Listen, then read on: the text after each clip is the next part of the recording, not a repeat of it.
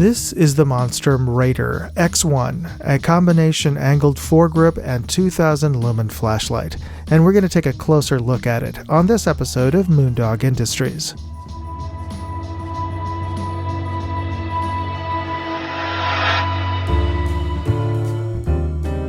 Hey, Moondog here. Welcome back to Moondog Industries, and today I have a Monstrum Raider X1 tactical light. Now, this is a combination hand stop and tactical light that purports to output 2000 lumens, and I first got a chance to check this out at SHOT Show earlier this year at the Monstrum booth, but back then the prototype didn't even have a name. Well, now it's out. It is the Monstrum Raider X1. So we're going to take it out of the box, see what you get, test it out, and see if it lives up to expectations. So rather than bore you with the tedious process of unboxing it, I'm just going to show you what you get in the box. So here you go. I really like the fact that they included an M-LOK to Picatinny adapter rail. Well, enough gawking. Let's take a closer look. So this is the Monstrum Raider X1, and let's take a closer look at this thing. It looks really nicely constructed. This angle here is for your hand. It functions as an angled hand grip on the bottom of your rifle. It is designed to fit a Picatinny rail. It has 2 recoil lugs and 2 screws to tighten it, to clamp it down onto your rail. If you do not have a Picatinny rail and you have an M-LOK slot on your receiver or your handguard, you can attach this it comes with a M-LOK to Picatinny rail, so that's a nice little addition to this. It charges via USB-C, and there's a port with this silicone rubber cover there. You can just plug that in and to charge, and there is a charging indicator here. There's an LED light that lights up orange while it's charging and blue when it is fully charged. This is the only other silicone part that is not, or the only other part that is not metal. It is your activation button. It's only on one side, on the left side, and one press turns it on. Quite bright. It purports to be 2000 lumens, and we're going to test that out, and then press it again to cycle to its low or regular mode from the high mode, and then press a third time to turn it off. There is also a strobe mode, but it requires that you press it for about 6 seconds. So there is no momentary on. So if you press it down, nothing will happen other than turning it on once you let go. And if you keep it pressed, like I said, it goes into strobe mode. There you go. Turn it off again, just tap it. But there is no other controls apart from this single button here. The front, believe that's a glass lens there, and it purports to output 2000 lumens, which we'll test out pretty soon. But overall, it looks really well made. Nice cuts for a good grip point there, and it feels very ergonomic. And it's not too, it feels really solid. You could probably hammer nails with this thing. This feels so solid. It weighs under 11 ounces, so it's not even a pound, though it feels quite hefty. And it's not too thick. I mean, it's about an inch, a little over an inch thick, and let's see here, a little under 3 inches tall, and 1, 2, 3, 4, 5, 6, 7, a little under 7 inches long. So it is chunky, but it is reasonably sized for a 2000 lumen light. And let's get started testing with this.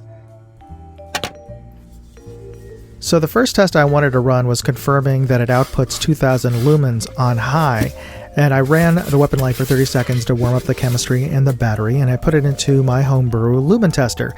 Now this is by no means a scientifically accurate device, but I did calibrate it to a known 100 lumen light. 1860 lumens. A little less than the 2000 advertised, but I would say reasonably close. Alright, this is the V1 in its high mode, which is its default starting off. Quite bright to the naked eye. Of course, the camera is automatically adjusting to the brightness here. I can make out a different hot spot about 3 feet wide at a distance of 10 feet, and a very bright spill. There is a graduation on the spill at the very outer edges, and if I tilt this down, you can kind of see it going to like a secondary hotspot almost. And then there is a faint ring beyond that.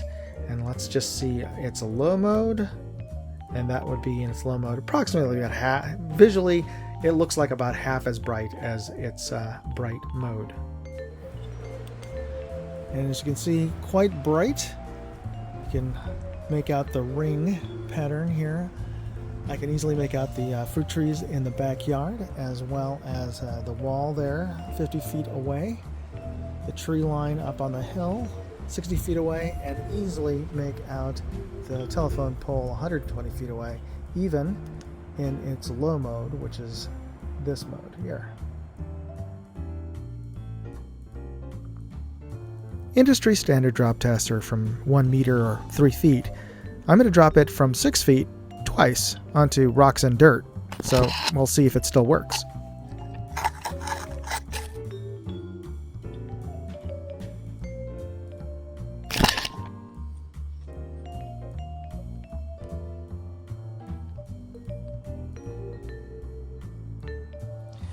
Alright, we're going to test both of these radars and see how long they can run on high mode. So we're going to start by turning it on. And we're going to do a time lapse and see how long they'll stay running.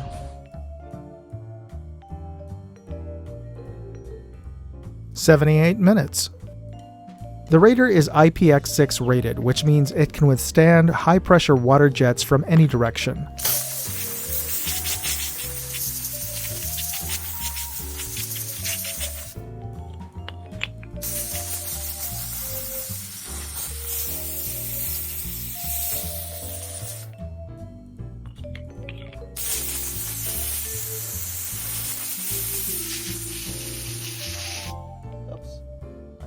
Had pressed that by mistake, but actually it shows that it is working.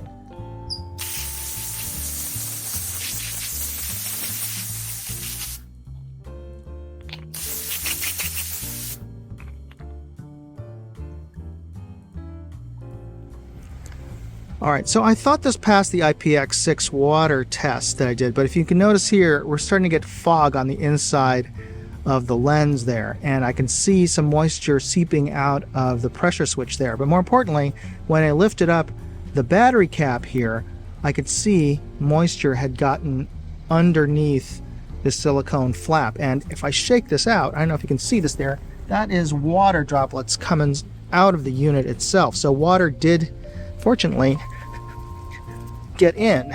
So I'm going to have to say that this actually failed the IPX6 test. Despite this, I dried it off, took it to the range, and gave it a trial by fire, metaphorically and literally.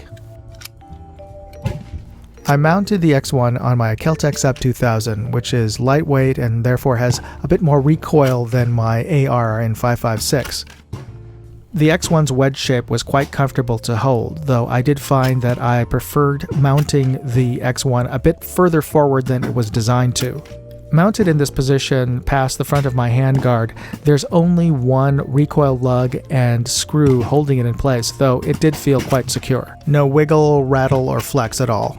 And the unit, despite having some moisture still left inside of it from my water test, worked flawlessly. Looking through the footage, I could see no flicker in the beam as I was firing from the recoil, and the controls worked reliably.